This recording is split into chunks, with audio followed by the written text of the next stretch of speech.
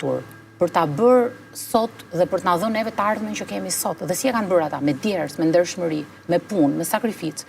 Dhe ne nëpërmjet këtij modeli, pra të bërit para për të ndërtuar status, jemi duke dhënë modelin që bëni kompromise për të bërë para në mënyrë të tillë që të shkoni tek statusi, që të shkoni tek vendi punës, që të shkoni tek kapja dhe arritja profesionale.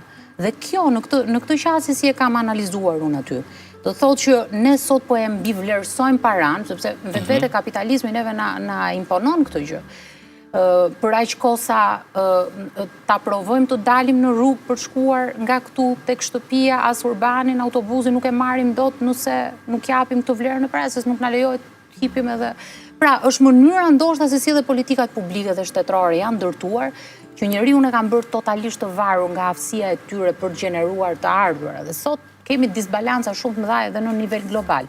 Kemi njerëz që janë bilioner, por nga ana tjetër kemi njerëz që vuajnë për të ngrënë, për të pirë në kushtet e gati flijimit dhe të mbijetesës biologjike.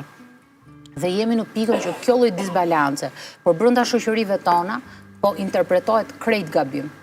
Si po reflektohet në shoqërinë shqiptare kjo? Shoqërinë shqiptare po reflektohet në formën e asaj. Sidomos tek brezat e rinj. Është duke u reflektuar në mentalitet. Dhe kjo pikërisht në kulturë dhe në mentalitet. Kultura e ekspozuarit, kultura e të ekspozuarit gjërat e shtrenjta. Kultura e të veshurit në formë të dukshme, të logove, të markave, pikërisht.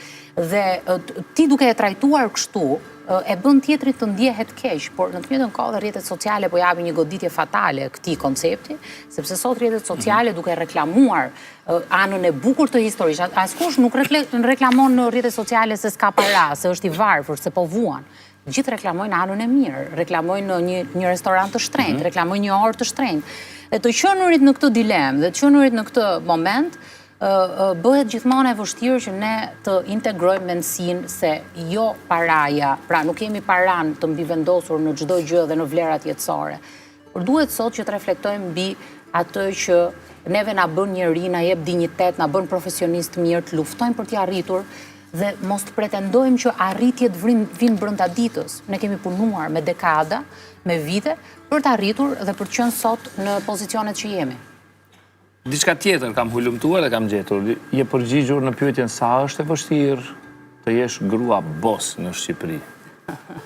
Tani na shpjego këtë bossin, po a është e vështirë të jesh grua boss në Shqipëri? Është shumë e vështirë të jesh grua boss.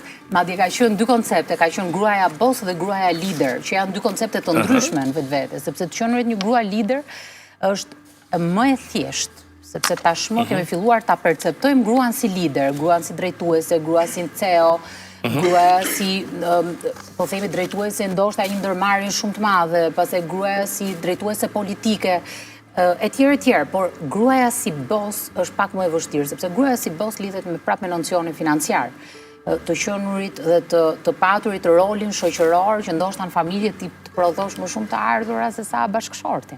Dhe këtu pastaj dalim tek dilema dhe tek përplasja patriarkati, matriarkati. Pra jemi gati ne për këtë që gruaja të fuqizohet shumë financiarisht dhe të jetë boss, pra boss në këto terma, jo vetëm në punë, por dhe në familje duke gjeneruar më shumë të ardhura. Ka gra të tilla në Shqipëri? Ka gra të tilla në Shqipëri.